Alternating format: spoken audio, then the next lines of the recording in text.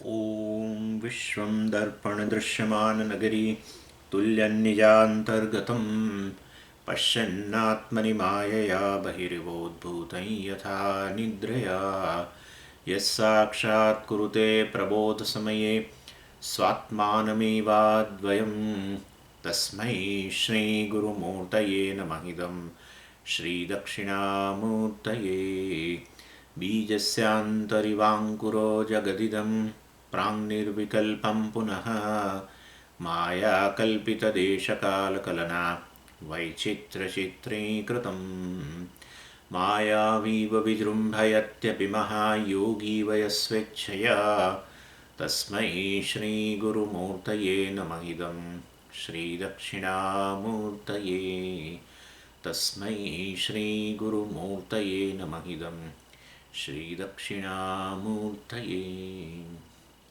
ॐ सहना भवतु सहनौ भुनक्तु सह वीर्यं करवावहै तेजस्विनावधीतमस्तु मा विद्विषावहै ॐ शान्तिः शान्तिः शान्तिः सदाशिवसमारम्भां शङ्कराचार्यमध्यमाम् अस्मदाचार्यपर्यन्तां वन्दे गुरुपरम्पराम्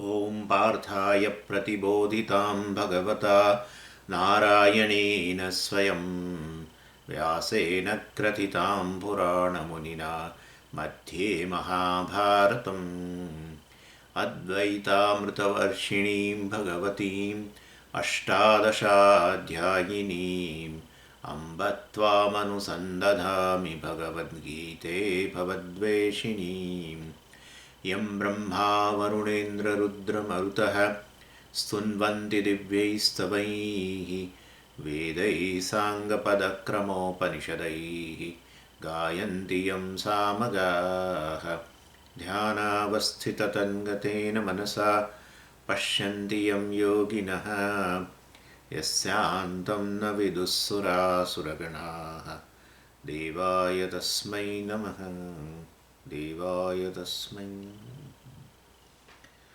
18मा अध्यायનો પહેલો શ્લોક अर्जुन उवाच सन्न्यासस्य महाबाहो तत्त्वमिच्छामि वेदितुं त्यागस्य च ऋषिकेश पृथक् केशिनिषूदन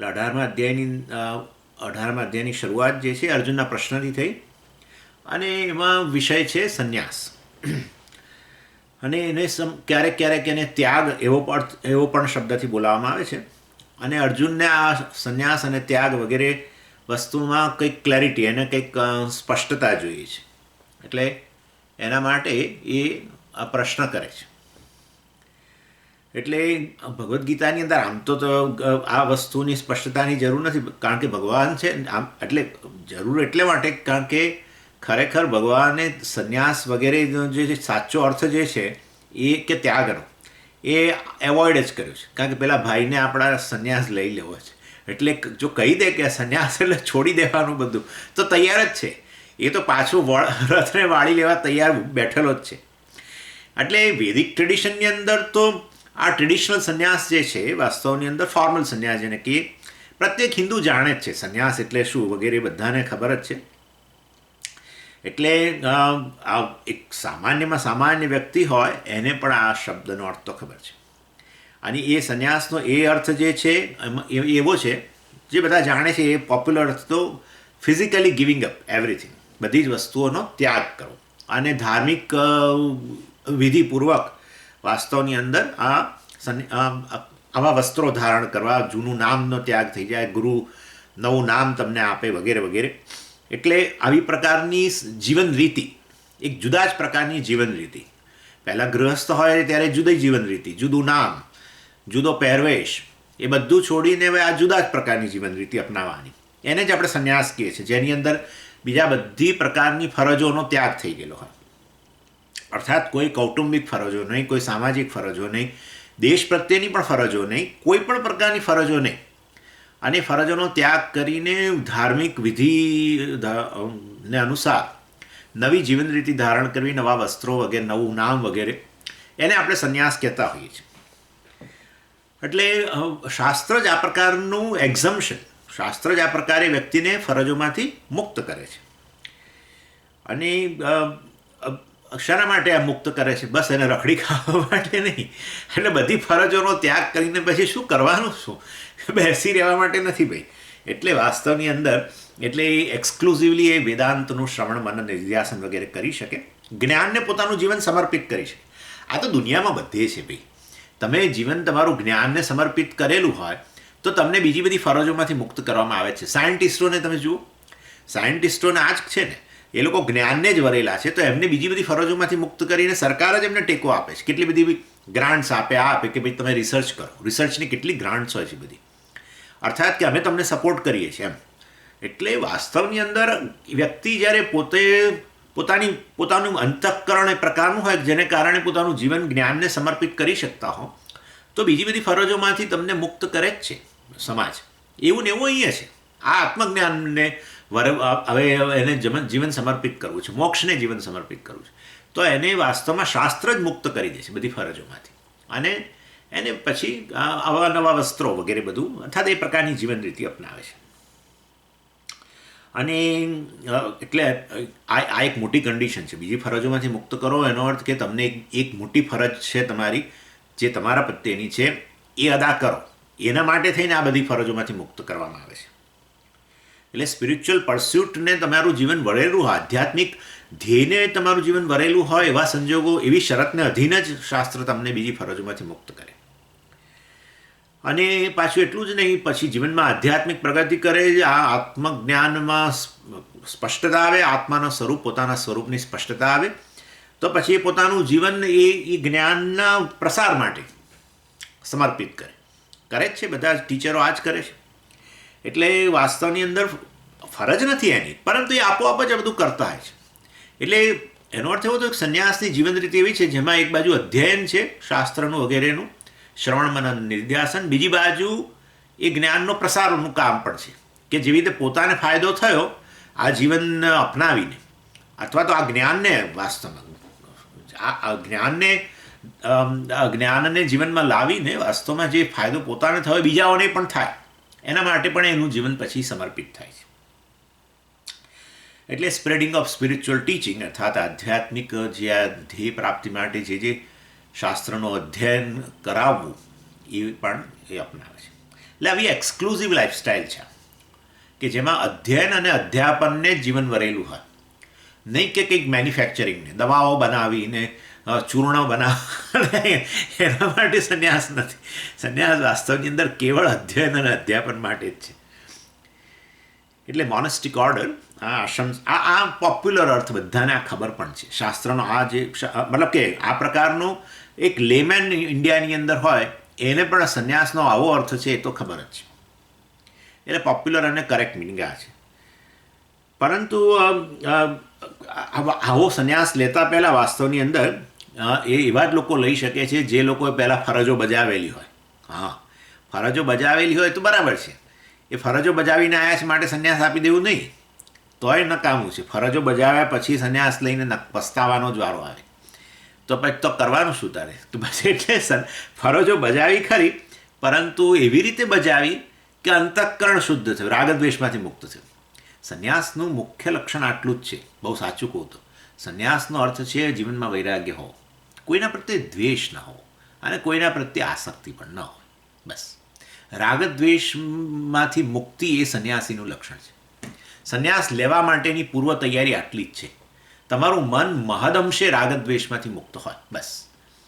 અને એ બધું ક્યારે થાય? પેલી ફરજો બજાવી હોય, હે ને, ફરજો પોતાની બજાવી હોય, ફરજો બજાવતા અનેક હકની સ્થાપના કરી, હક માટે ફરજો બજાવી હોય, તો ક્યાં પત્તો પડવાનો છે? એ હક દ્વારા આપણે આપણા રાગદ્વેષની પૂર્તિ ઈચ્છીએ છીએ. આઈ વોન્ટ સર્ટન રાઇટ્સ, મતલબ કે આપણે આપણા રાગદ્વેષને પોષવા છે. એ બધું નહીં. આપણે ફરજો બજાવી કારણ કે કર્મયોગ, કે આ તો મારી તો ફરજ છે. એકચ્યુઅલી ભગવાને મને જે આપ્યું છે એની સામે હું આ જગત માટે જે કંઈ કરી રહ્યો છું, ઈશ્વર માટે જે કંઈ કરી રહ્યો છું, ઘણું ઓછું છે, ઋણ છે આ તો બધું.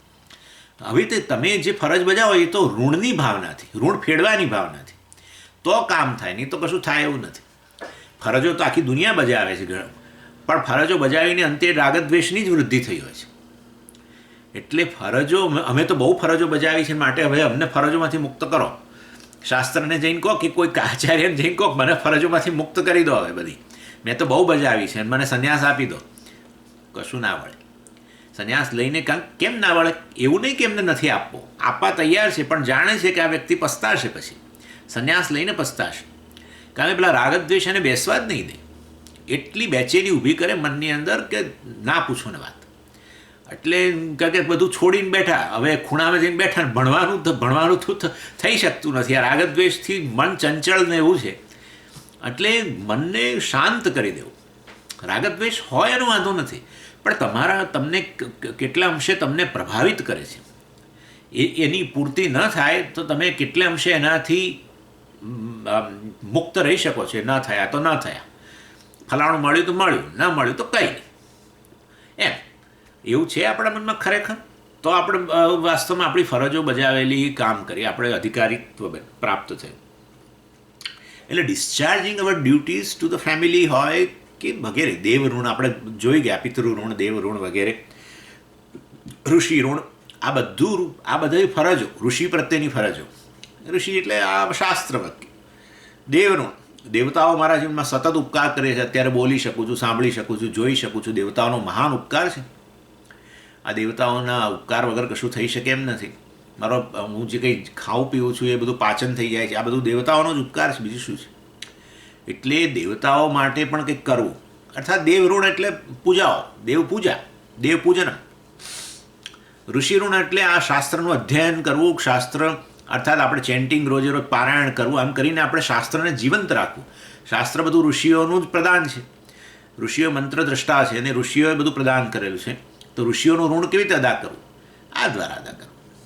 આપણું પારાયણ વગેરે આ તે આવડતું હોય, ચેન્ટિંગ અન્યને શીખવાડવું, એટલે આ બધું કરવું, પણ એ બધાની પાછળ કોઈ બીજી અપેક્ષા નહીં. એમ ચાલો, એનીવે આજ પછી પિતૃ ઋણ છે. પિતૃઓ આ શરીર જે પ્રાપ્ત થયું ને આ જ્ઞાન પ્રાપ્ત માટે વરેલું છે, એ શરીર કોના દ્વારા આવ્યું?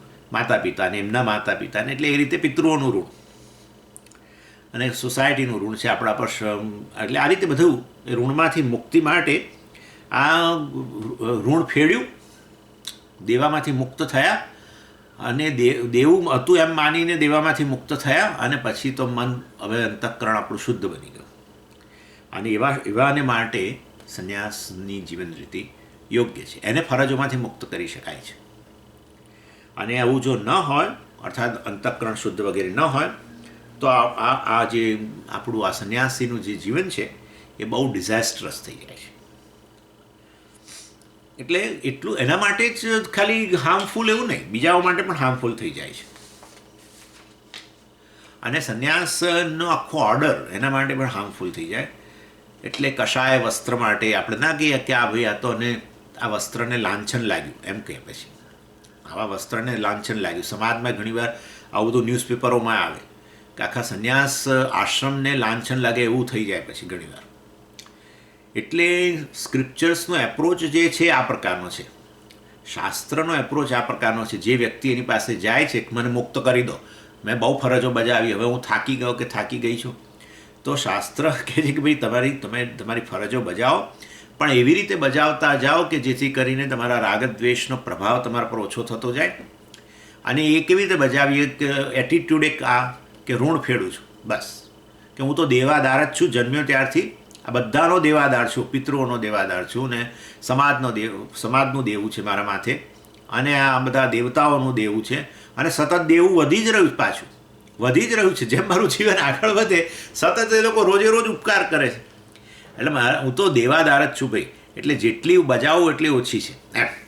તો પછી અંતઃકરણ શુદ્ધ થઈ જાય. હું એટલા માટે બજાવું છું કે મારે એની સામે આટલું જોઈએ છે, તો રાગદ્વેષને પૂરા કરવાની ઈચ્છા છે, તો કામ નહીં થાય. એટલે લોકો જીવનમાં કેટલું કરતા હોય છે, પોતાના ફેમિલી માટે, સમાજ માટે બધું કેટલું કરતા હોય છે, પણ છતાં એમનું અંતઃકરણ તમે જુઓ તો એટલું બધું એન્ઝાયટી હોય છે.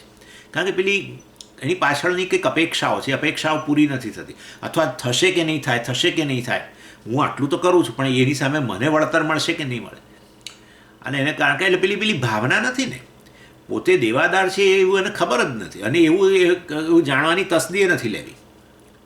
એટલે એનીવે આ બધું ચર્ચા છે. ઇન શોર્ટ, એટલે આ મોનેસ્ટિક લાઈફસ્ટાઈલ તો આવા માટે જ છે. ફરજો બજાવો, દેવામાંથી મુક્ત થાઓ, અને પછી તમે દેવામાંથી મુક્ત થયા પછી તમે ફરજોમાંથી મુક્ત થઈ જાઓ. એટલે એ કહેવાનો આશય છે. પ્યુરિફિકેશન ઓફ ધ માઇન્ડ, એટલે without this one should not take સંન્યાસ.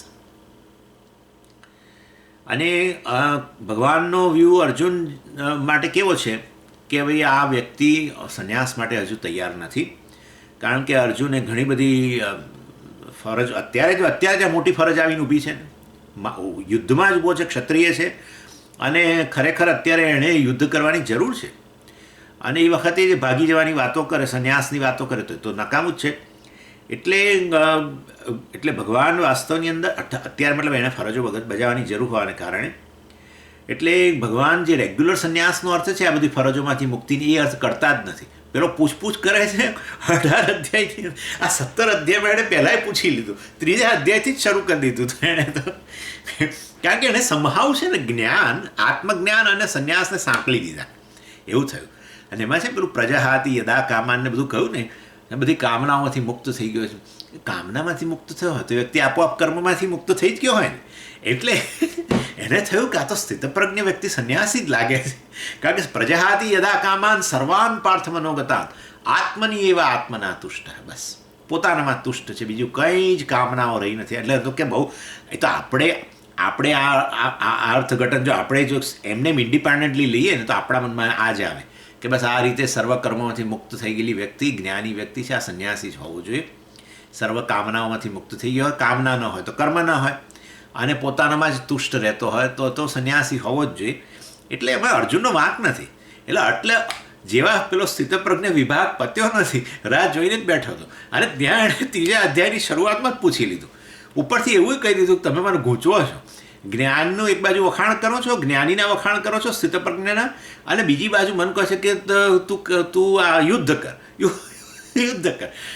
જો યુદ્ધ કરવાનું હોય તો તમે કર્મના વખાણ કરો, જ્ઞાનના શા માટે વખાણ કરો છો આટલા બધા?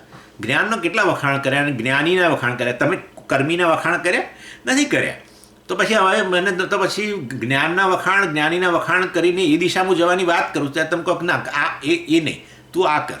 તો એટલે એનો ઇટ્સ અ કોમન સાયકોલોજી છે. આપણે ભગવાનને આપણને ભણાવતા હોય તો આપણે એ કહીએ કે તમે મારા જ ગૂંચવવાનો પ્રયત્ન કરો છો.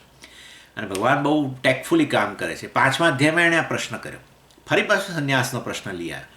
આનો આ જ જવાબ ભગવાને ગોળ જ જવાબ આપ્યો. 18મા અધ્યાયમાં એમ થયું કે હવે અર્જુનને થયું કે હું છેલ્લે તો ફરી એકવાર પૂછી લઉં, જો કદાચ બોલી જાય કે ભાઈ આ બધું ફરજોમાંથી મુક્ત થઈને એક ઝાડ નીચે બેસવું અને ગુરુના શરણે રહીને બસ આ શ્રવણ મનન નિધિધ્યાસન કરતાં સ્થિતપ્રજ્ઞ બની જવું, બસ એ જ જીવનનું ધ્યેય છે. તો તરત રથ વાળી લેવા તૈયાર જ છે. આમાં વાળી લેવા એટલે એ તો ઓર્ડર જ કરવાનો છે. પેલા ડ્રાઈવર બેઠેલા જ છે સ્ટિયરિંગ ફેરવી દેવા માટે. પણ એટલે કહેવાનો આશય એવો છે, એટલે વેરી કોમન ક્વેશ્ચન. એટલે આપણા મનની જે ગૂંચ છે એવી જ ગૂંચ અર્જુનના મનમાં છે એકચ્યુઅલી. એટલે કોમ્પ્રોમાઇઝ ડેફિનેશન આપે છે ભગવાન, કોમ્પ્રોમાઇઝ ડેફિનેશન. અને એમ કે ભાઈ આપણી ફરજો બજાવતા જે રાગદ્વેષનો જે ત્યાગ થાય છે એને સંન્યાસ કહેવાય. સંન્યાસ એટલે ત્યાગ. હા બરાબર છે. અને એ છે રાગદ્વેષનો ત્યાગ, કર્મનો ત્યાગ નહીં બેટા. એમ કહે છે કર્મનો ત્યાગ નહીં કરવાનો, રાગદ્વેષનો ત્યાગ કરી આપણી ફરજો બજાવતા એને માટે યુદ્ધ એ તારી ફરજ છે, અને માટે તું ક્ષત્રિય તરીકેની માટે બજાવ, અને એવી રીતે બજાવ જેથી તારા રાગદ્વેષ દૂર થાય, અને તો વાસ્તવમાં કામ થશે. એટલે ભગવાન એના માટે કોમ્પ્રોમાઇઝ ડેફિનેશન આપે છે.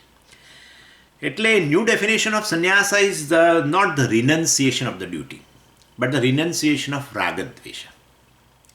રાગદ્વેષનો ત્યાગ એ સંન્યાસ, એવું ભગવાનની વ્યાખ્યા છે અત્યારે. ભલે મહારાજને બધી ખબર છે, એમનામાંથી જ વેદ પ્રગટ થયા છે, અને વૈદિક સંન્યાસ એટલે આ જ એકચ્યુઅલી સંન્યાસ આશ્રમ જ, ફરજોમાંથી મુક્ત થઈ અને પછી શ્રવણ મનન નિધિધ્યાસન જ્ઞાનને સમર્પિત થવું, એ જ અર્થ છે. અને આપણે બધા એ જ અર્થ જાણીએ છીએ. પણ ભગવાન અહીંયા ભગવદ્ ગીતાની અંદર સંન્યાસની આવી વ્યાખ્યા કરે છે. કારણ કે પૂછનાર વ્યક્તિ કોણ છે એના પર આધાર છે.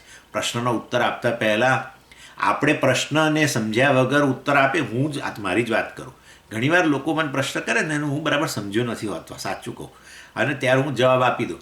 પછી પેલા કે સ્વામીજી અમારે આવું આ પૂછવાનો આશય નહોતો એમ. એટલે you should understand the questioner rather than understanding the question. સાચું કહું તો ક્વેશ્ચન કરે છે એની પાછળ ક્વેશ્ચનરનો ઇન્ટેન્શન શું છે, વિવક્ષા જાણવી બહુ જરૂરી છે. એટલે એના એ જ ક્વેશ્ચનનો ઉત્તર બીજાને બીજી રીતે અપાતો હોય છે. સ્વામીજી હું લગ્ન કરું કે ન કરું, આ તો બનેલી વસ્તુ મારે કહેવાય એવું નથી તમને. એટલે બે જ વ્યક્તિઓ સ્વામી વી પાસે ગયા. રિયલી આ કોઈ ઉપજાવી કાઢેલી સ્ટોરી નથી, હું ઉપજાવી કાઢું છું પણ અહીંયા નથી ઉપજાવતો અત્યારે. બે જ વ્યક્તિઓ 5-10 મિનિટના ગાળામાં જ એક વ્યક્તિ પહેલાં ગયો અમદાવાદમાં અને પૂછ્યું કે સ્વામીજી હું લગ્ન કરું કે ન કરું. શ્યોર, જરૂર, આ સ્વામીજીનો શબ્દ છે, જરૂર, વેરી નાઇસ. અને પછી એવું સુંદર પ્રવચન આપ્યું 15 મિનિટ કે જો આ જીવન જે છે મેરિડ લાઈફ, લગ્ન જીવનના કેવા ફાયદા છે, એ તો એક રથના બે પૈડા છે ને આમ ને તેમ, અને માટે બહુ સુંદર કહ્યું, બહુ જ સુંદર, અને બધું સાચું જ કહ્યું. પછી 15 મિનિટ એની એ બહાર નીકળ્યા અને બીજા ગયા અને કહ્યું કે હું લગ્ન કરું, શું જરૂર છે. જો તમારી અમુક તમે જરૂરિયાતોમાંથી મુક્ત થયા હો ને તમે હવે જીવન તમે મતલબ આ ભણવું એ તમારા જીવનનું ધ્યેય હોય. આ મહારાજે આ જ શબ્દો જરા ગુજરાતીમાં ભગવાન સંસ્કૃતમાં બોલ્યા એવું માનવાનું, આ જ કહ્યું. તો પછી જો આપણને એવું હોય કે આપણે ભણવું જ છે અને આપણે બીજી બધી જરૂરિયાતો ન હોય તો પછી એમાં પડવાની જરૂર નથી. વિચાર કરો તમે, 15 મિનિટના ગાળામાં બે વ્યક્તિઓને એક જ પ્રશ્નનો ઉત્તર જુદી રીતે અપાયો. So answer is not given to the question, answer is given to the questioner. આવું છે, આવું છે. કારણ કે એ બહુ કુશળ છે, મને ખબર છે. He is a very very very sharp person.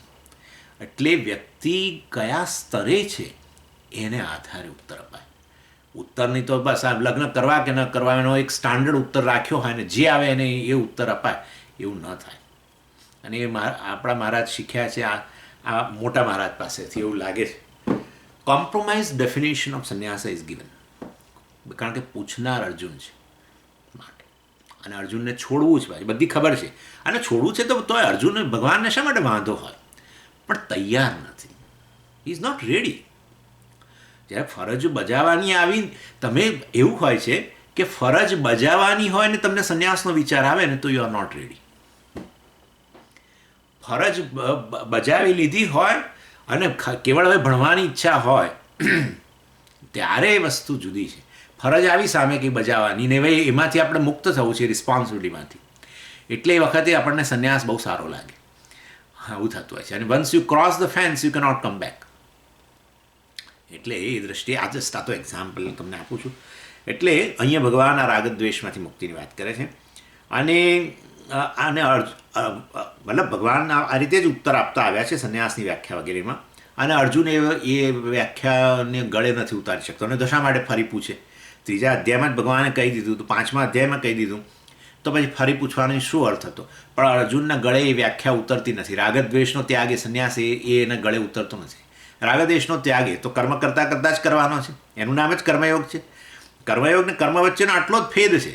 કર્મ કરતાં કરતાં રાગદ્વેષની વૃદ્ધિ થાય, કર્મયોગ કરતાં કરતાં રાગદ્વેષ ઘટે, આટલો જ ફેર છે. એટલે ભગવાને આજે પેલી કર્મયોગની સતત વાત કરી, એટલે ફરજ બજાવવાની વાત કરી, અને એ અર્જુનને અનુકૂળ નથી આવતું. એટલે અર્જુન છેવટનો એક ફાઇનલ એટેમ્પ્ટ શું કરે છે, શેના માટે કે આ બે શબ્દોના અર્થ પૂછે, સંન્યાસ અને ત્યાગ. અને પહેલાં ભગવાન શું કરે છે અહીંયા 2જા અને 3જા શ્લોકની અંદર બીજા સ્કોલર્સ, મતલબ વૈદિક શાસ્ત્રજ્ઞ લોકો જે છે એ લોકો સંન્યાસ અને ત્યાગની વ્યાખ્યા કેવી રીતે કરે છે એ પહેલાં કહે છે 2જા અને 3જા શ્લોકમાં. અને 4થા શ્લોકમાં પોતાનો મત પ્રગટ કરે છે. સંન્યાસ અને ત્યાગ વગેરે કોને કહેવાય એમાં પોતાનો મત પ્રગટ કરે છે. એટલે હવે આપણે 2જા શ્લોકમાં પહેલાં જવાનું છે. આ પહેલો શ્લોક જોયો તો આમ તો, અને પહેલાં છતાં જોવું હતું જોઈએ. સંન્યાસસ્ય મહાબાહો તત્વમ ઈચ્છામિ વેદિતુમ. મારે આ સંન્યાસનું સિગ્નિફિકન્સ, સંન્યાસનું મહત્ત્વ, સંન્યાસનો અર્થ વગેરે મારે જાણવો છે. અહમ વેદિતુમ ઈચ્છામિ, હું જાણવાની ઈચ્છા રાખું છું. હે ઋષિકેશ, ઋષિકાણામ ઈશઃ ઋષિકેશ. ઋષિકા એટલે વાસ્તવમાં ઇન્દ્રિયો, જે ઇન્દ્રિયોનો સ્વામી છે એનું નામ ઋષિકેશ. ઇન્દ્રિયોનો સ્વામી જ છે. ઇન્દ્રિયો ત્યારે જ કામ કરે જ્યારે ચૈતન્ય હોય તો, નહીં તો ચૈતન્ય વગર આ જોવાનું કામ કેવી રીતે થશે? રૂપનો અનુભવ ઇન્દ્રિય કરે, ચક્ષુ ઇન્દ્રિય કરે, તો પછી આ આંખ વાસ્તવમાં કોન્શિયસ હોવી જ જોઈએ, ચેતન હોવી જ જોઈએ. આ તો જડ વસ્તુ છે. આંખ તો ઇન્દ્રિય જડ વસ્તુ છે, સૂક્ષ્મ ભૂતોમાંથી બનેલી છે. એટલે કોનું બ્લેસિંગ જોઈએ? ચૈતન્યનું બ્લેસિંગ જોઈએ. શ્રોત્રશ્ય શ્રોત્રમ, મનસો મનઃ, વાચો વાચમ, ચક્ષુષ ચક્ષુ. ચક્ષુનું ચક્ષુ, શ્રોત્રનું શ્રોત્ર છે. માટે વાસ્તવની અંદર પરમાત્મા સાચા અર્થમાં એ ઇન્દ્રિયોનો સ્વામી છે. ઇન્દ્રિયોની પાછળ ઇન્દ્રિયોને ચેતનતા પ્રદાન કરનાર છે. એના કારણે વિવિધ શબ્દ, સ્પર્શ, રૂપ, રસ, ગંધનો અનુભવ થાય છે. અને વળી બીજું વિશેષણ પણ વાપરે છે અને બીજું પણ સંબોધન કરે છે. કેશી નિષૂદન. આ કેશી, આપણે કહ્યું ને, કેશી નામનો જે રાક્ષસ જે છે એનો વધ કરનાર છે ભગવાન. માટે એમનું બીજું પણ અહીંયા સંબોધન કરે છે. એક સંબોધન કર્યું ઋષિકેશ, બીજું સંબોધન કરે છે કેશી નિષૂદન. નિષૂદન એટલે નિષૂદયતી મીન્સ, એટલે કેશીમ નિષૂદયતી એથી કેશી નિષૂદન. નિષૂદયતી મીન્સ એનો વધ કરવો, નાશ કરવો, કેશીનો. એ કેશી નામનો રાક્ષસ જે છે એ હંમેશા ખોટા ચહેરા સાથે આવતો, મતલબ એનો જે વાસ્તવિક ચહેરો હતો એ છુપાવીને આવતો, એટલે એ રીતે બીજાને ભ્રમમાં નાખતો. અને એ અસુર જે હતો વાસ્તવમાં એને આ રીતે વધ કરવામાં આવેલો. ત્યાગસ્ય છે તત્વમ વેદિતુમ ઈચ્છામી. એટલે મારે આ સંન્યાસનું તત્વ પણ જાણવું છે અને આપણે ત્યાગનું પણ તત્વ જાણવું છે. એ આપણે આટલું ઉમેરવું પડશે. એટલે તત્વમ વેદિતુમ ઈચ્છામી એ આપણે ઉમેરવું પડશે. અને સંન્યાસસ્ય અને ત્યાગસ્ય, એટલે સંન્યાસ અને ત્યાગ બંનેનું જે તત્વ છે, બંનેનું સિગ્નિફિકન્સ છે, બંનેની જે વ્યાખ્યા છે મારે જાણવી છે. આવું અહીંયા કહેવામાં આવ્યું. એટલે સંન્યાસ એક શબ્દ છે અહીંયા આ શ્લોકમાં, અને બીજો શબ્દ છે ત્યાગ. ન કર્મણા પ્રજયા ધનેન ત્યાગે નહીં કે અમૃતત્વ માનસુ વગેરે પહેલાં આવ્યું. એટલે આપણે જાણીએ છીએ શ્લોક તો. વેદાંત વિજ્ઞાન સુનિશ્ચિતાર્થા સંન્યાસ યોગાદ એક્સેટ્રા એક્સેટ્રા. એટલે ત્યાગ અને સંન્યાસના બધા શબ્દો રહેલા જ છે અને એનો અને અર્થ જાણવો છે. ડિક્શનરી શબ્દ જે છે એ તો વાસ્તવમાં ત્યાગનો અર્થ તો એ ત્યજ ધાતુમાંથી બને છે. તમે જાણો છો ત્યજતી એટલે છોડવું, એટલે ત્યાગનો અર્થ છે છોડવું. અને પેલું છે સંન્યાસમાં પણ અસ ધાતુ છે. અસ ધાતુનો અર્થ પણ ફેંકવું એટલે છોડવું એમ. અસ્યતિ, હું એમ કહું ને હું પથ્થર ફેંકું છું એમ આપણે કહીએ ને. એટલે લોષ્ટમ અસ્યતિ. લોષ્ટ એટલે આ પથ્થર કેવું હું ફેંકું છું. લોષ્ટ તો માટીનું ઢેફું ગણો, ચાલો માટીનું ઢેફું ફેંકું છું. એટલે અસધાતુ, સંન્યાસ શબ્દ પણ અસધાતુમાંથી બને છે. એનો અર્થ છે અસધાતુનો અર્થ છે ફેંકવું એટલે કે છોડવું. અને એટલે ત્યાગ અને સંન્યાસ બંનેમાં આ અર્થ છોડવું, દૂર કરવું એવો અર્થ જ છે. એટલે બંનેનો એક જ અર્થ છે કે બંનેમાં સહેજ તફાવત છે. મને એ મારે જાણવું છે. કોણ કહે છે? અર્જુન. કારણ કે મને તો એવું લાગે છે ત્યાગ એટલે પણ છોડવું અને સંન્યાસ એટલે પણ છોડવું. તો પછી બંને વાસ્તવમાં એક જ અર્થમાં વપરાય છે શબ્દ કે બંને ભિન્ન ભિન્ન અર્થમાં વપરાય છે? કારણ કે મંત્રોની અંદર બંને આવે છે, હે ને, બંને આવે છે ને. એટલે હમણાં જ મેં તમને કહ્યું પ્રમાણે ન કર્મણા પ્રજયા ધની ન પ્રજયા ધની ન ત્યાગેન. અને એમાં આગળ આવ્યું વેદાંત વિજ્ઞાન સુનિશ્ચિતાર્થા સંન્યાસ યોગાદ.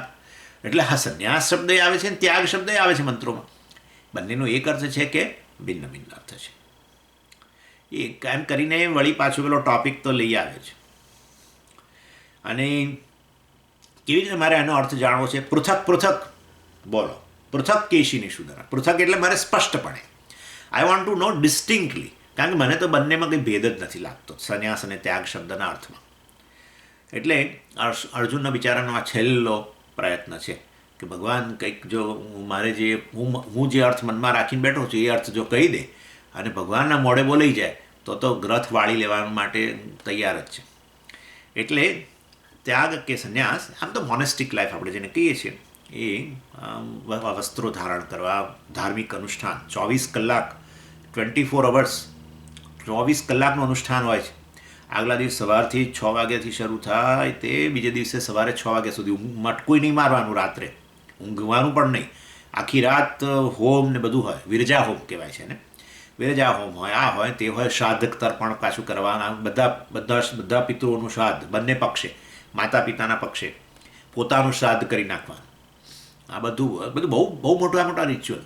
અને પછી લઈ જાય નદી કિનારે ગુરુ તમને ને હવે આપણા પૂજ્ય સ્વામી જેમ, અને પછી આ જૂના વસ્ત્રોનો ત્યાગ પાણીમાં ઉભા રહીને કરવાનો ને, અને નવા વસ્ત્રો તમને આપે. તમે બહાર આવો એટલે એમને પગે લાગો ને પછી તમને નવા વસ્ત્રો આપે, તરત તમને નવું નામ આપે. આ બધી આખી ધાર્મિક અનુષ્ઠાન પૂર્વક સર્વ કર્મો ફરજોનો ત્યાગ કરવો એનું નામ સંન્યાસ છે. એ તો આપણે બધા જાણીએ જ છે. અને અર્જુનને ભગવાન જુદો જ અર્થ આપે છે. ચાલો એનીવે, અને ભગવાન હવે જે ઉત્તર આપે છે કે ભાઈ આ લોકો સંન્યાસનો આવો અર્થ કરે છે, આ લોકો ત્યાગનો આવો અર્થ કરે છે, એમ કરીને બીજા અને ત્રીજા શ્લોકમાં બીજાઓને કોટ કરે છે. ચોથા શ્લોકમાં પોતાનો અભિપ્રાય, પોતાની વ્યાખ્યા કરશે. શ્રી ભગવાન ઉવાચ કામ્યાનામ કર્મણામ ન્યાસમ સંન્યાસમ કવયો વિદુઃ સર્વકર્મ ફલત્યાગમ પ્રાહુસ્ત્યાગમ વિચક્ષણાઃ. ભગવાને જવાબ આપવાની શરૂઆત કરી. બીજા અને ત્રીજા શ્લોકમાં મેં કહ્યું પ્રમાણે કેટલાક ઋષિઓનો, કેટલાક મહર્ષિઓનો, કેટલાક શાસ્ત્રજ્ઞોનો અભિપ્રાય જે છે સંન્યાસ અને ત્યાગની એમની જે વ્યાખ્યા છે એ પહેલાં રજૂ કરે છે. એટલે આપણે એને કોટેશન જ ગણવા જોઈએ, બીજાઓ દ્વારા કોટ થઈ છે એમ. આ ભગવાનનો પોતાનો અભિપ્રાય નથી.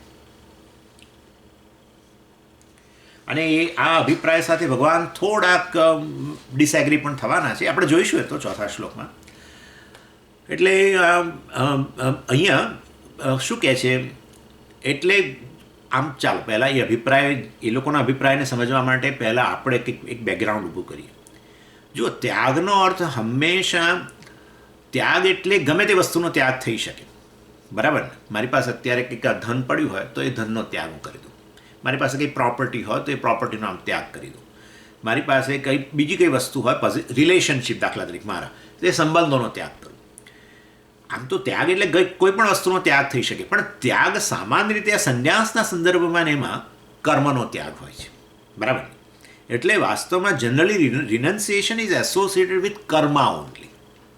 અત્યારે આ બધા સંન્યાસ ત્યાગ વગેરેના શાસ્ત્રના સંદર્ભમાં, એટલે that is a toughest job.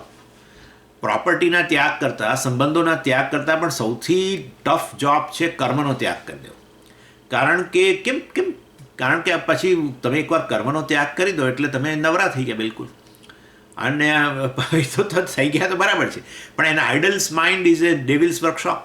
એટલે વાસ્તવમાં પછી વ્યક્તિ એકવાર કર્મ છોડી દે છે ને પછી એની મનની સ્થિતિ પણ જરા બદલાઈ જાય છે, એટલે જ ના પાડતા હોય છે. એટલે કેટલાક મોટાભાગના લોકોને ઇન્ડિયામાં જ્યારે સ્કીમ આવી ને વીઆરએસ વોલન્ટરી રિટાયરમેન્ટ સ્કીમ, તો મોટાભાગના લોકોને સ્વામીજીએ ના પાડી કે ના, તમે ભાઈ જે કરો છો 2 કલાક 4 કલાક બેંકમાં જાઓ છો, સારું છે, કરો, ચાલુ રાખો. ના હું ઘરે રહીને બધો અભ્યાસ કરીશ ને આમ કરીશ ને મેડિટેશન નિધિધ્યાસન કરીશ ને. સ્વામીજી બધું જાણે એટલે કોઈને છોડવા ન દીધું, અને બહુ જ સારું કર્યું. અને એ લોકોને આવું થાય છે જ. આ ખાસ કરીને તમે આ મહાત્માઓના સંપર્કમાં રહો ને, આ સ્વામીઓના સંપર્કમાં આ બધું ભણો ને, ત્યારે ક્યારેક તો એવો અંદરથી વંટોળ આવે જ, બધું છોડીને એક જગ્યાએ જઈને બેસી જાઓ. એવો આમ વંટોળ તો બહુ આવે મનમાં, પણ ડેન્જરસ વસ્તુ છે. એટલે કર્મનો ત્યાગ ઇઝ અ ટફેસ્ટ જોબ. તમને તો યાદ છે પૂજ્ય સ્વામીજીનું ઉદાહરણ, સિમ્પલી સિટિંગ સ્વામી, બરાબર ને. એ ઉદાહરણ તમને ખબર છે, મારે એમાં હવે ત્યાં જવું નથી, સિમ્પલી સિટિંગ સ્વામીમાં. એટલે ઇટ ઇઝ નોટ ઇઝી. એક રવિવાર આવે છે તો એ લોકો કંટાળી જાય છે. આ તો જસ્ટ એક્ઝામ્પલ આપું છું. રવિવાર આવે, કદાચ લોંગ વીકેન્ડ આવી જાય, આ બધું તો શું કરીશું, શું આવો વિચાર આવે છે. એટલે આમ 4-5 દિવસ કામ કરે એટલે ધરાઈ જાય, જાણે રજા ક્યારે આવે. અને સામટી હોય શુક્ર શનિ રવિ રજા આવી તો હવે એને ખબર નથી શું કરવું. એટલે પછી કિલિંગ ધ ટાઈમ, આ શબ્દ આ બહુ પોપ્યુલર થઈ ગયો છે, killing the time, which is most precious આપણા જેવાઓ માટે. આપણને તો એક ક્ષણની કિંમત છે ભાઈ. અને આ બધા લોકો જે છે, જેને હવે અત્યારે કોઈ કર્મ રહ્યું નથી, ઓફિસ જવાનું નથી, આ જવાનું નથી, they find how to spend the time, એમને ખબર જ નથી.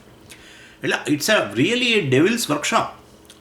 એટલે વાસ્તવની અંદર કર્મનો ત્યાગ શબ્દ કે સંન્યાસ શબ્દ કર્મના જ અર્થમાં જનરલી વપરાય છે, અને એ વાસ્તવમાં બહુ જ અઘરો છે. પણ તમે આવું બારોબાર કેમ આવા સ્ટેટમેન્ટો કરો? તમે કંઈ ભગવાનને પૂછ્યું કે આ ખરેખર અઘરો છે કે નહીં?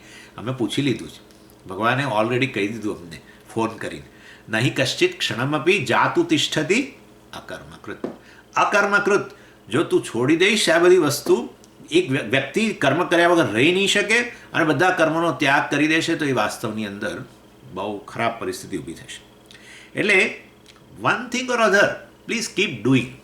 આ જ આપણે તો હંમેશા કહીએ છીએ, બધા સ્વામીઓનું આ એક સ્ટાન્ડર્ડ, કારણ કે સ્વામીઓ પોતે જ નવરા નથી હોતા. 24 કલાકની અંદર એ 6-8 કલાક જ 8 કલાકે નહીં સૂતા હોય, 6-7 કલાક માંડ સૂતા હોય છે. અને આ પૂજ્ય સ્વામીજી જેવા તો 3-4 કલાક જ.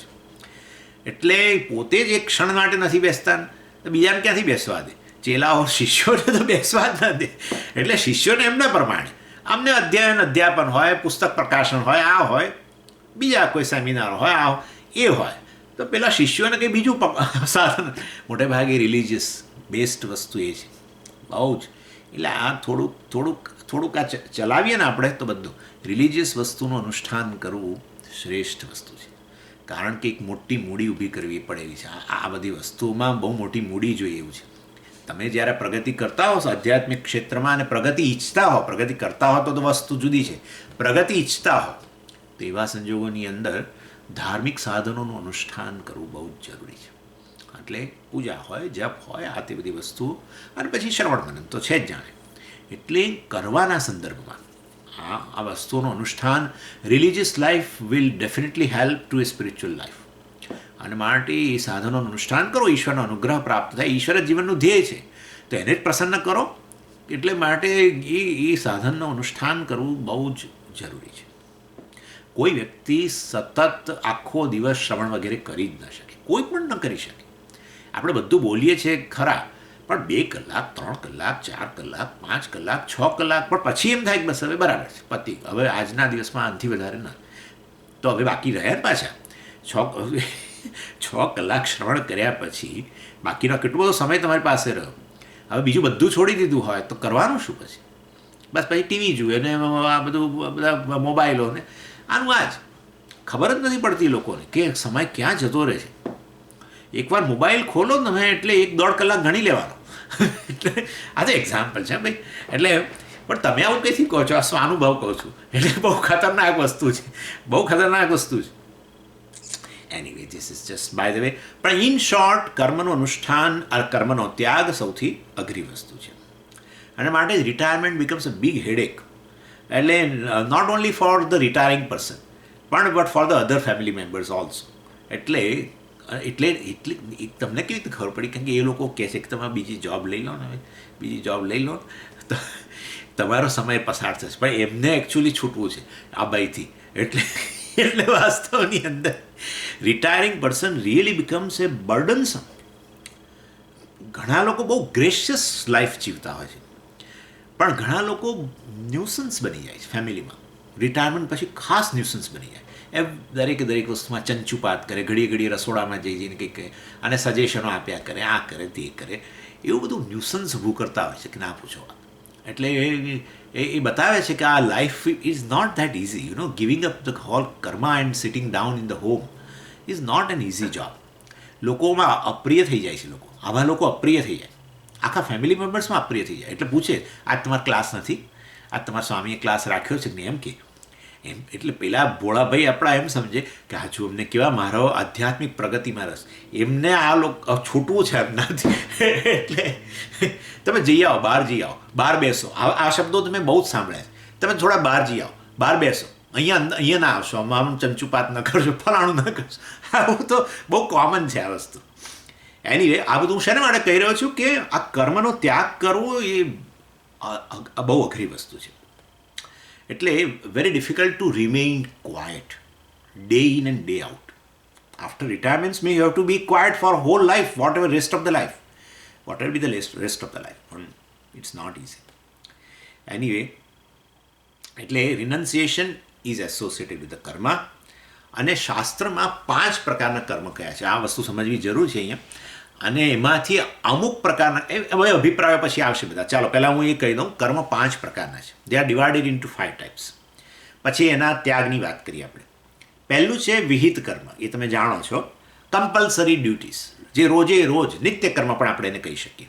નિત્ય કર્મ એટલે કમ્પલસરી ડ્યુટીઝ જે રોજે રોજ બજાવવાની હોય છે, આપણે લૌકિક ફરજો કેટલીક છે જે રોજે રોજ બજાવવાની હોય છે, કેટલાક આપણા ધાર્મિક ફરજો છે જે આપણે રોજે રોજ કરવી જોઈએ, એ બધા વિહિત કર્મ, એ પહેલું નિત્ય કર્મ. બીજું છે કામ્ય કર્મ, અથવા એને સકામ કર્મ પણ કહીએ છીએ આપણે, ઓપ્શનલ એક્ટિવિટીઝ એને કહી શકીએ. એટલે ઇફ યુ વોન્ટ ટુ, મતલબ તમારામાં કામ ના હોય તો તમે એ વસ્તુ કરો, એટલે કામનાની પૂર્તિ માટે કર્મ કરો, જેથી એ કર્મફળ રૂપે વસ્તુ પ્રાપ્ત થાય, તમારો કામનાનો વિષય. એટલે આ બીજું કામ્ય કર્મ. ત્રીજું છે નિષિદ્ધ કર્મ, પ્રોહિબિટેડ એક્ટિવિટી, એનાથી બચવું. એટલે આ ત્રીજા પ્રકારનું કર્મ છે જે નિષિદ્ધ કર્મ છે, પ્રોહિબિટેડ એક્ટિવિટી છે, જેનાથી બચવાનું છે. ચોથું છે પ્રાયશ્ચિત કર્મ. પ્રાયશ્ચિત કર્મ એટલે રેમેડિયલ એક્ટિવિટી, એટલે નિષિદ્ધ કર્મ ન કરવું જોઈએ પણ થઈ ગયું, થાય છે જ, આવું તો બધાને થઈ જાય છે. એટલે એ નિષિદ્ધ કર્મ થઈ ગયું તો હવે શું કરવું, પણ તો પછી એનો ઉપચાર કરો ભાઈ. એટલે એ કર્મ જે છે એ પેલા નિષિદ્ધ કર્મોની અસરમાંથી તમને મુક્ત રાખે, અથવા એ અસર ઓછામાં ઓછી થાય તમને, એ નિષિદ્ધ કર્મોનું ફળ જે આવવાનું છે, જે સામાન્ય રીતે અનફેવરેબલ સિચ્યુએશન હોય, એ ઓછામાં ઓછી તમને અસર થાય, ક્યાંય નલિફાય થઈ જાય. એના માટે કેટલાક બીજા કર્મો બતાવવામાં આવે જેને પ્રાયશ્ચિત કર્મ કહીએ, રેમેડિયલ એક્શન્સ વગેરે કહીએ, એક્ટિવિટી. એટલે આ પ્રાયશ્ચિત કર્મ તો જ્યારે નિષિદ્ધ કર્મ થાય તો કરવાના હોય છે, પરંતુ હોય જ, તો બધાના જીવનમાં હોય જ, અથવા પૂર્વના પણ હોય. ચાલો, પાંચમું છે નૈમિત્તિક કર્મ, જેને આપણે ઓકેશનલ ડ્યુટીઝ કહીએ છીએ. અર્થાત એ અમુક પરિસ્થિતિ ઉત્પન્ન થાય ત્યારે તમારે કરવું જ જોઈએ. જેમ કે ગ્રહણ હોય તો આટલું આટલું કરવું જોઈએ. શ્રાદ્ધ, હવે આ ભાદરવો મહિનો આવ્યો અને શ્રાદ્ધ વગેરેનો દિવસો આવ્યા તો પિતૃઓના શ્રાદ્ધ માટે આ કરવું જોઈએ. હવે એ બધા ઓકેશનલ ડ્યુટીઝ કહેવાય. ઓકેઝન ઊભો થયો, જ્યારે એવી પરિસ્થિતિ ઊભી થઈ ત્યારે કરવાના, પણ કરવા જ પડે, એટલે એ ખાસ ખ્યાલ રાખવું પડે. એટલે આ રીતે 5 પ્રકારના કર્મ છે. વિહિત કર્મ એટલે કે નિત્ય કર્મ, બીજું કામ્ય કર્મ, ત્રીજું નિષિદ્ધ કર્મ, ચોથું છે પ્રાયશ્ચિત કર્મ, અને પાંચમું છે નૈમિત્તિક કર્મ. સો આપણા બાળકો વગેરે જ્યારે જન્મે ત્યારે જે આપણી ફરજો વગેરે હોય છે, એ બધી એ ફરજો વાસ્તવની અંદર આ નૈમિત્તિક કર્મ કહેવાય. નૈમિત્તિક કર્મ બાળકો છે તો, દાખલા બાળક ન હોય તો શું, તો એ ફરજ ન હોય, સ્વાભાવિક જ છે ને. એટલે વેન ઓકેશન ઇઝ ધેર, બાળક આપણે ત્યાં આવ્યું તો પછી હવે આટલી આટલી એના પ્રત્યેની ફરજો છે, આ નૈમિત્તિક કર્મ કહેવાય. અને પછી બાળકો મોટા થઈ ગયા તો પછી એવી ડ્યુટીઝ વગેરે જે છે હવે એ રહેતી નથી. જે બાળકના ઉછેરની જે હતી એ હવે રહેતી નથી, બાળક મોટું થઈ ગયું એટલે એ ડ્યુટીઝ હવે જતી રહી. એટલે આ બધા નૈમિત્તિક કર્મ, નિમિત્ત હતું ત્યારે એક કર્મ હતો, એક્ટિવિટી હતી. હવે પછી બાળકોના તે બાળકો આવે ત્યારે પાછું આપણે એવું કંઈક માનીએ કે ભાઈ આ મારી ફરજ છે વગેરે. એટલે આ બધી નૈમિત્તિક ફરજો કહેવાય. ચાલો, એટલે આ 5 પ્રકારના કર્મો જે છે એને આધારે, 5 પ્રકારના કર્મો જે છે, ફરજ તો ન બોલાય, 5 પ્રકારના કર્મો છે, એને આધારે કેટલાક ઋષિઓ, કેટલાક શાસ્ત્રજ્ઞ લોકો ડિફરન્શિએટ કરે છે. શેને? સંન્યાસ અને કર્મને, સંન્યાસ અને ત્યાગને ભેદ પાડે છે. શું છે ભેદ? જુઓ, ભગવાન પોતે જ કહે છે, કામ્યાનામ કર્મણામ ન્યાસમ સંન્યાસમ. જુઓ, કહી દીધું ને, કામ્યાનામ કર્મણામ ન્યાસમ, કામ્ય વગેરે કર્મનો ત્યાગ કરવો એને જ સંન્યાસ કહેવાય. ભગવાનની પોતાનો અભિપ્રાય નથી. ભગવાન કહે છે કેટલા શાસ્ત્રજ્ઞ લોકો, જેના માટે ભગવાને શબ્દ વાપર્યો છે કવય. કવય એટલે કવિ, એટલે બધા આ પ્રકારના શાસ્ત્રજ્ઞ, વિદ્વાન લોકો. એ લોકો આવું કહે છે, કામ્ય વગેરે કર્મનો ત્યાગ કરવો. એટલે હવે એમાં આપણે પેલા 5માંથી કયા કર્મોનો ત્યાગ સમજવાનો? એક તો કામ્ય કર્મ, પછી બીજું છે નિષિદ્ધ કર્મ, પ્રતિષિદ્ધ કર્મ જે છે, જે નહીં કરવાનું હોય, ન કરવું જોઈએ ને એ ન કરે. અને ત્રીજું જે છે પેલું પ્રાયશ્ચિત કર્મ. આ 3 પ્રકારના કર્મનો ત્યાગ કરેલો હોય એવી વ્યક્તિને સંન્યાસી વ્યક્તિ કહેવાય.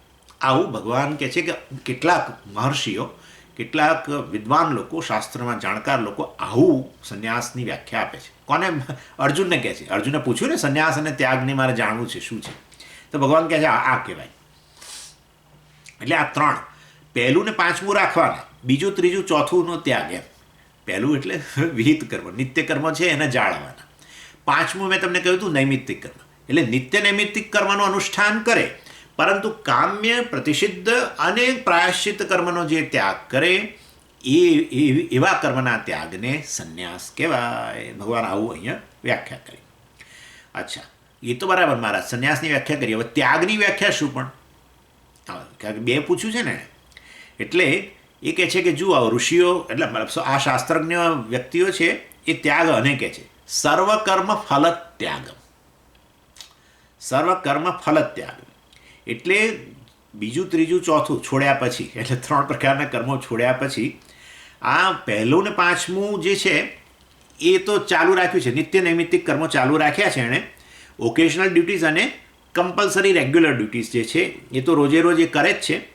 અને એ જ્યારે એ કરતો હોય ત્યારે વાસ્તવમાં એ વ્યક્તિ એની પાછળ કોઈ મટીરિયલ મોટિવ નથી રાખતો, કોઈ ભૌતિક વસ્તુની કર્મફળની અપેક્ષા નથી રાખતો, તો એ વ્યક્તિ ત્યાગી પણ કહેવાય.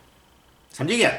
એટલે 5 પ્રકારના કર્મો, એમાંથી નિત્ય નૈમિત્તિક કર્મનું અનુષ્ઠાન કરતાં કરતાં કામ્ય, પ્રતિષિદ્ધ અને પ્રાયશ્ચિત કર્મનો ત્યાગ કરી દે સંન્યાસી કહેવાય. અને નિત્ય નૈમિત્તિક કર્મનું અનુષ્ઠાન કરે છે ત્યારે કર્મ અનુષ્ઠાન દ્વારા કર્મફળની અપેક્ષા પણ નથી રાખતો, તો એ વ્યક્તિના કર્મફળને ત્યાગને જ ત્યાગ કહેવામાં આવે છે. અને આ સરળ સમજી શકાય એવી વસ્તુ છે. દાખલા તરીકે મેં હમણાં જ તમને કહ્યું કે બાળકોનો ઉછેર નૈમિત્તિક કર્મ છે, બરાબર? બાળક જન્મ્યું ત્યારે એનો ઉછેર માટે જે જે કરવું પડે એ નૈમિત્તિક છે. મોટું થઈ જાય તો કરવાની જરૂર નથી રહેતી, ન હોય બાળક તો પણ કરવાના એવી એક્ટિવિટીની જરૂર નથી રહેતી. એટલે આ નૈમિત્તિક કર્મ છે. હવે આ નૈમિત્તિક કર્મ કરતાં કરતાં અપેક્ષા હોય. દાખલા તરીકે આ તો એક્ઝામ્પલ આપું છું. બાળકોનો ઉછેર કરો છો તમે, અને હવે એના એડમિશન માટે તમારે કંઈક ડોનેશન્સ, આ બધું ઇન્ડિયામાં તો છે, અહીંયા ખબર નથી મને, પણ ડોનેશન્સ આપવા પડે. અને પછી એને મેડિસિનમાં દાખલ કરી દે. મેડિસિન હોશિયાર હતો મેડિસિન, પણ પોતાની જોબ વગેરેમાંથી તો એટલું મોટું સેવિંગ નહીં, એટલે એમણે લોન વગેરે લીધી હોય, અને અથવા એરેન્જમેન્ટ કરી હોય પૈસાની, અને આવું કર્યું હોય ત્યારે પિતાને આવી અપેક્ષા હોય કે ભાઈ મોટો થશે અને મતલબ કે આ ભણી રહેશે, ડૉક્ટરનું વગેરેનું ભણી રહેશે, અને પછી કમાશે ત્યારે આ બધી લોન રીપે કરી દેશે. તો આવું મોટિવ તો હોય ને. એટલે એનો અર્થ એવું તો આપણે આપણી ફરજ તો બજાવી રહ્યા છે, નૈમિત્તિક કર્મ ચાલુ છે, પરંતુ એની પાછળ આવો મોટિવ પણ છે કે એ ભણી જાય પછી મારે નિરાશ છે, પછી તો હું નોકરી છોડી દઈશ તો ચાલશે, એ મદદ કરશે, આમ તેમ ફલાણું ઠીકણું આવી. એટલે 2 પ્રકારના મોટિવ હોઈ શકે. નૈમિત્તિક કર્મ કરો ને તમે, નિત્ય નૈમિત્તિક તમારી ફરજો બજાવો ત્યારે પણ 2 પ્રકારના મોટિવ હોઈ શકે. એક આવો ભૌતિક મોટિવ હોઈ શકે કે કંઈક પ્રકારના લાભની છેવટે આટલું તો હોય કે આ બાળક પ્રત્યે હું ફરજ બજાવું છું, મોટું થઈને એ ફરજ મારા પ્રત્યે બજાવશે, આવું એ હોય, મારી સેવા કરશે વગેરે, આવું પણ હોઈ શકે. એટલે ભગવાન કહે છે એવું કર્મફળની પણ અપેક્ષા નહીં. આ બહુ મોટી વાત છે. એટલે આ એક મોટી મેં તમને કહ્યું કે કંઈ ભૌતિક વસ્તુની અપેક્ષા અથવા મારી સેવા કરશે વગેરે, અથવા બીજું છે એમ જ કરે વિધાઉટ દેટ, આ તો મારી ફરજ છે, બાળકનો જન્મ મેં આપ્યો છે અને માટે મારી ફરજ છે, આ તો મારું નહીં, આ મારી ફરજમાં આવે છે. એ ભવિષ્યમાં શું કરશે એ તો મારા પ્રારબ્ધ પર છે. એ ભવિષ્યમાં મારી સેવા કરશે કે નહીં કરે મારા પ્રારબ્ધ પર છે, અને માટે કરે તો ઠીક, ન કરે તો ઠીક, પણ મારે તો મારી ફરજ અત્યારે બજાવવાની છે. તો આ બીજો મોટિવ છે. નૈમિત્તિક ફરજ બજાવે છે એની પાછળ આવો મોટિવ કે અન્ય કોઈ મોટિવની અપેક્ષા વગરનો મોટિવ છે એ પ્રકાર કે મારે અત્યારે બજાવવાની છે.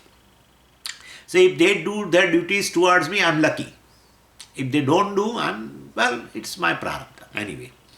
એટલે આ રીતે they may send me to the old age home also, ખબર નહીં. અને આવું થાય છે જ, આવું થાય છે જ.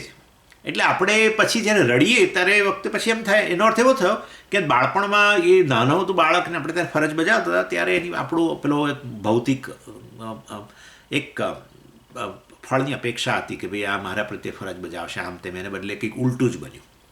ચાલો, એટલે ભગવાન કહે છે તો પછી ત્યાગ ન કહેવાય. નિત્ય નૈમિત્તિક ફરજ બજાવતા કર્મફળનો ત્યાગ, એ કર્મ તમે ફરજો બજાવો છો એમાંથી કંઈક કર્મફળ તમને વળતર રૂપે કંઈક મળે તો ત્યાગ નથી, પરંતુ કર્મફળની પણ સર્વકર્મ ફલ ત્યાગમ. નિત્ય નૈમિત્તિક ફરજ બજાવતા કર્મફળની અપેક્ષા ન હોવી એ ત્યાગ કહેવાય. કામ્ય વગેરે કર્મનો ત્યાગ એ સંન્યાસ છે. અને નિત્ય નૈમિત્તિક ફરજ બજાવતા કર્મફળની અપેક્ષા ન રાખવી એને ત્યાગ કહેવાય. એનો અર્થ એવો થયો કર્મ ત્યાગ સંન્યાસ છે, કર્મફળનો ત્યાગ છે. બસ આટલું આપણે સમજવાનું. એટલે આ રીતે. અને સર્વકર્મ કહ્યું ભગવાને. સર્વકર્મ એટલે પહેલા અને પાંચમા જે છે નિત્ય અને નૈમિત્તિક કર્મ છે. સર્વકર્મ ફલત્યાગમ એટલે નિત્ય અને નૈમિત્તિક કર્મ જે આપણે કરીએ છીએ, બહુ બધી ફરજો છે આપણી, કેટલી બધી અપનાવી બજાવીએ છીએ ખરા આપણે. એટલે ભગવાને કહ્યું આ નિત્ય નૈમિત્તિક કર્મનું અનુષ્ઠાન કરતાં કરતાં વિધાઉટ એક્સપેક્ટિંગ એની રિવોર્ડ એક્સેટ્રા, તો પછી એ ત્યાગ બની જાય છે. આ કોણ? ભગવાનની પોતાનો અભિપ્રાય નથી. ભગવાન કહે છે કવય વિદુ. એટલે આ પ્રાહુસ ત્યાગમ વિચક્ષણા, એટલે વિચક્ષણ લોકો, શાસ્ત્રજ્ઞ લોકો, કવિઓ એટલે પણ એ અર્થ કરી શકીએ, શાસ્ત્રજ્ઞ લોકો વગેરે જે છે એ આ પ્રકારે સંન્યાસ અને ત્યાગને બતાવે છે. કર્મનો ત્યાગ કરવો, કામ્ય વગેરે કર્મનો ત્યાગ કરવો એ સંન્યાસ છે. અને નિત્ય નૈમિત્તિક કર્મો કરો ત્યારે એની પાછળ કોઈ કર્મફળની અપેક્ષા ન હોવી એ ત્યાગ છે. આ રીતે કહ્યું. લર્નેડ પીપલ, વિચક્ષણાનો પણ એવો જ અર્થ કરી શકાય. શાસ્ત્ર કુશલાહ, એક્સપર્ટ્સ ઇન શાસ્ત્ર. અને કવિનો પણ એ જ અર્થ થાય, લર્નેડ પીપલ એક્સેટ્રા. ચાલો હવે ત્રીજો શ્લોક, જેમાં પાછું ફરી હજુ બીજા કેટલાક લોકોનો શું અભિપ્રાય છે આ સંદર્ભમાં સંન્યાસ અને ત્યાગ, એની પણ વાત કરે છે ભગવાન. ત્યાજ્યમ દોષવદિત્યેકે કર્મ પ્રાહુર્મનીષિણ યજ્ઞદાન તપઃ કર્મ ન ત્યાજ્યમિતિ ચાપરે. બીજા બે ઓપિનિયન ભગવાન લાવે છે. હવે પૂર્વ શ્લોકમાં આપણે જોઈ ગયા કે 3 પ્રકારના કર્મનો ત્યાગ કરવો, કામ્ય, નિષિદ્ધ અને પ્રાયશ્ચિત્ત કર્મ, એના માટે કોઈ જગ્યાએ કોન્ટ્રોવર્સી નથી. મતલબ બધા આટલું તો જાણે જ છે કે સંન્યાસની વાત આવે એટલે આ 3 કર્મ તો ન જ હોય. કામ્ય કર્મ, નિષિદ્ધ કર્મ અને પ્રાયશ્ચિત્ત કર્મ એ તો ન જ હોય. એટલે પરંતુ કોન્ટ્રોવર્સી આના માટે તો છે જ. અને એ તો આપણા સમાજમાં પ્રવર્તે છે. શું નિત્ય નૈમિત્તિક કર્મનું અનુષ્ઠાન ચાલુ રાખવું સંન્યાસમાં કે નહીં? મારી ફરજો બજાવવી જરૂરી ખરી કે નહીં? આ બધી વસ્તુ.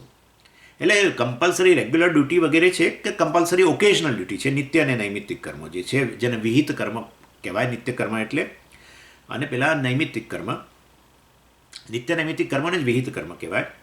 એના માટે તો ડિબેટ છે જ. એટલે આ કર્મો કરવા જોઈએ કે ન કરવા જોઈએ? કોણે? સાધકે. આ તો પ્રશ્ન છે. સ્વામીજી, હવે હું મારો શ્રવણ વગેરે વધારે હું કરું છું, તો મારી ફરજો માટે શું કરવું? આ પ્રશ્ન બધાને છે, બધાને છે, એક કે એક લોકો છે. એટલે આ પહેલી અને પાંચમું, નિત્ય અને નૈમિત્તિક કર્મોની પણ ફરજ બજાવી કે કેમ? કારણ કે ત્યાં આગળ તો કહ્યું ને, ત્યાગમાં કહ્યું ભાઈ કામ્ય કર્મ વગેરેનો ત્યાગ કરો, નિત્ય નૈમિત્તિક કર્મનું અનુષ્ઠાન તો ચાલુ રાખવું પડે. એ સંન્યાસ, મતલબ એને સંન્યાસ કહેવાય.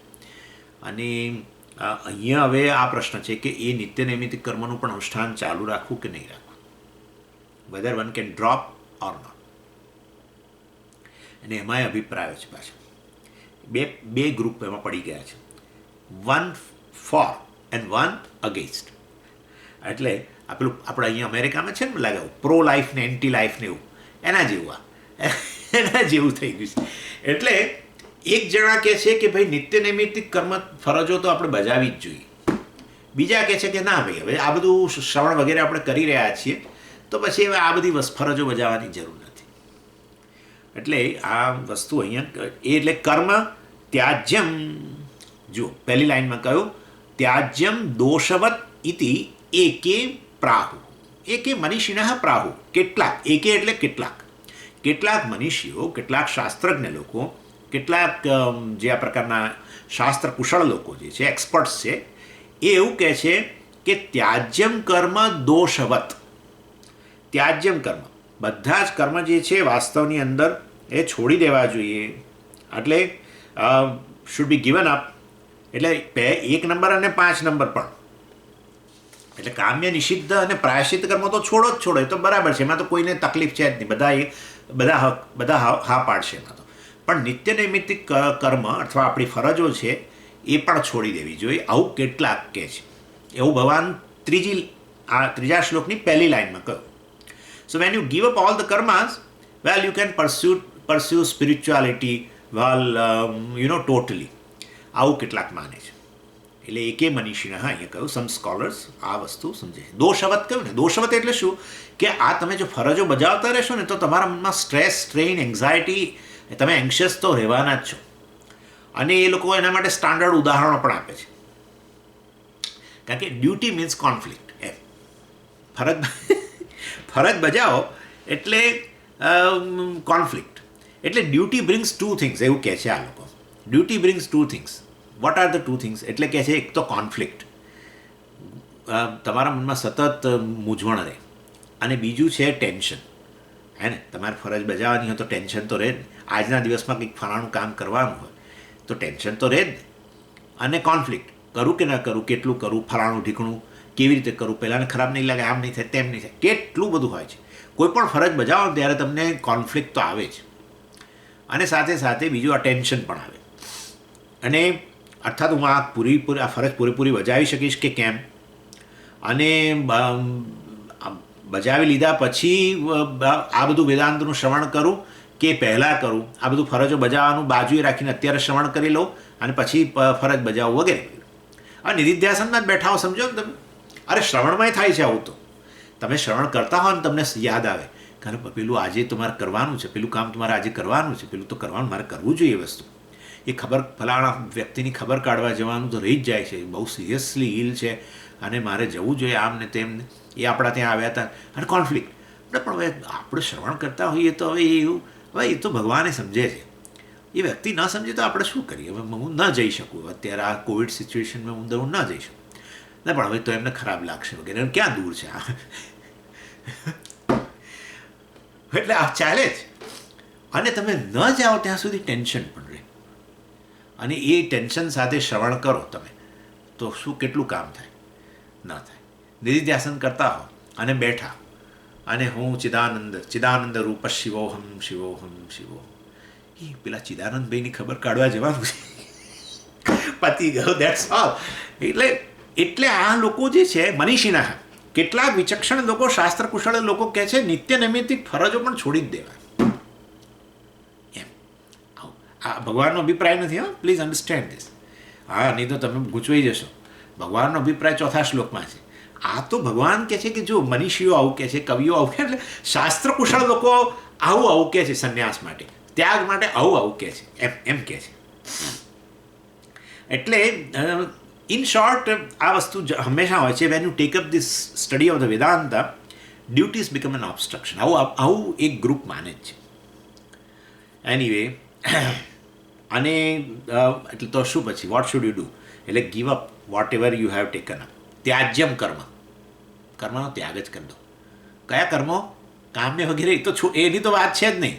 1 નંબર ને 5 નંબર. નિત્ય નૈમિત્તિક કર્મનો ત્યાગ જ કરી દો. કેમ?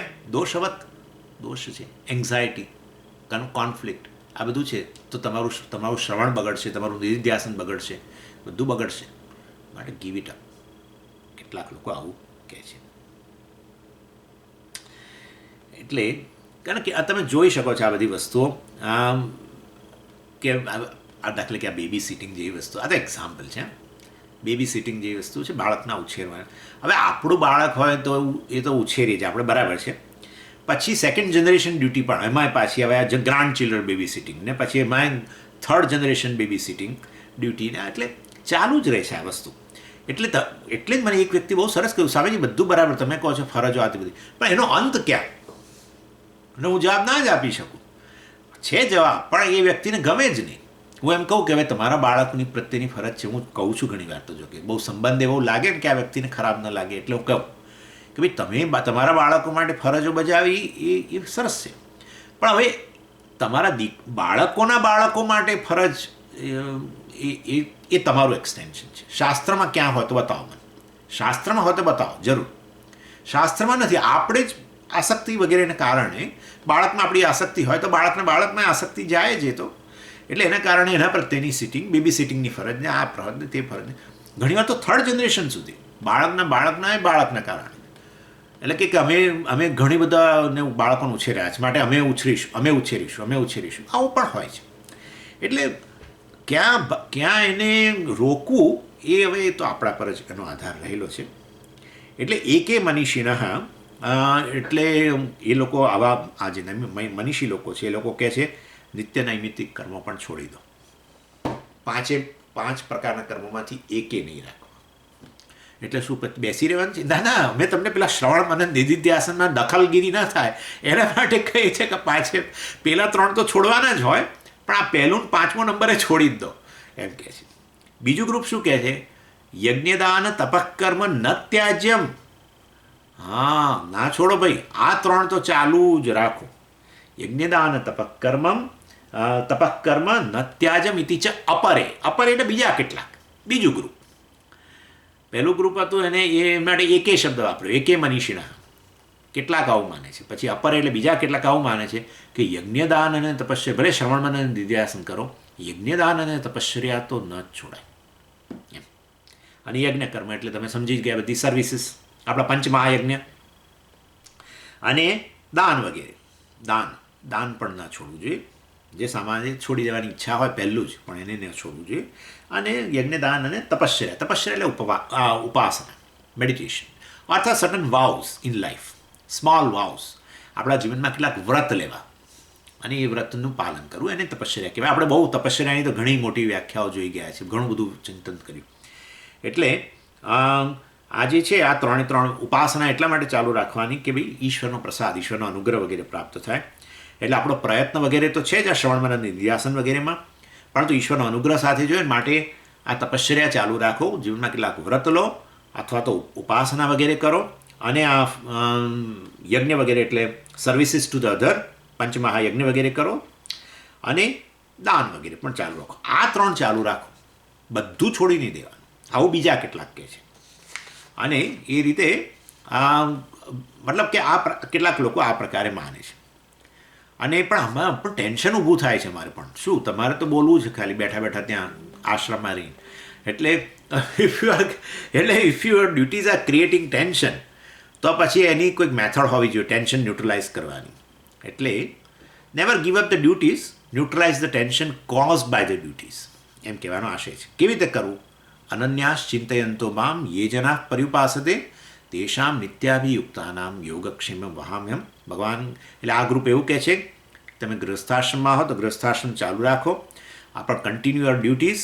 અને જો ટેન્શન થતું હોય એ ફરજો બજાવતા તો એનું મારણ જે છે એ વાસ્તવની અંદર એ મારણ જે છે એનું એ કરવું જોઈએ. અને એ છે, અને કેવી રીતે કરવું જોઈએ ભગવાને અહીંયા કહ્યું, અનન્યાસ ચિંતયંતુમાં, મારું સ્મરણ કરતાં અથવા આ બધા આપણું શ્રવણ મનન નિધ્યાસન ચાલુ રાખતા આ વસ્તુ જરૂર કરવું જોઈએ. ભલે વાસ્તવમાં એના માટે થઈને થોડોક તમારે ભોગ આપવો પડતો હતો આપવાનો, એ ચર્ચા કરીશું આપણે. એટલે ઇતિ દોષવત કર્મમ ત્યાજ્યમ એકે ઇતિ મનીષિણઃ. અને બીજા કહે છે યજ્ઞદાન તપકર્મ ન ત્યાજ્યમ એક્સેટ્રા. Will see. આમ તમે જુઓ તો આ બીજા અને ત્રીજા શ્લોકની અંદર આટલી વસ્તુઓ કહેવાય. તમે કોન્સોલિડેશન કરો આમાં તો ગિવિંગ અપ કર્મ એ સંન્યાસ. કર્મ છોડી દેવા એટલે પેલા ત્રણ પ્રકારના કર્મ, કામ્ય કર્મ, પ્રતિષિદ્ધ કર્મ અને પ્રાયશ્ચિત કર્મ છોડી દેવા. અને કર્મફળનો ત્યાગ કરવો, નિત્ય નૈમિત્તિક કર્મનું અનુષ્ઠાન કરતાં કોઈ અન્ય અપેક્ષા ન રાખવી, એ ત્યાગ કરો.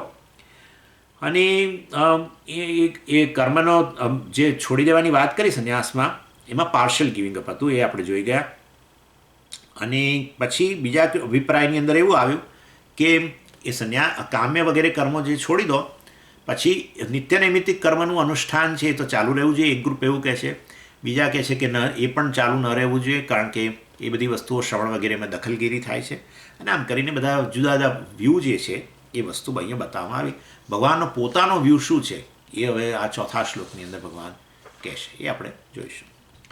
ઓમ પૂર્ણમદ પૂર્ણમિદમ પૂર્ણાત પૂર્ણમુદચ્યતે પૂર્ણસ્ય પૂર્ણમાદાય પૂર્ણમેવાવશિષ્યતે. ઓમ શાંતિ શાંતિ શાંતિ. હરિ ઓમ. શ્રી ગુરુભ્યો નમઃ. હરિ ઓમ.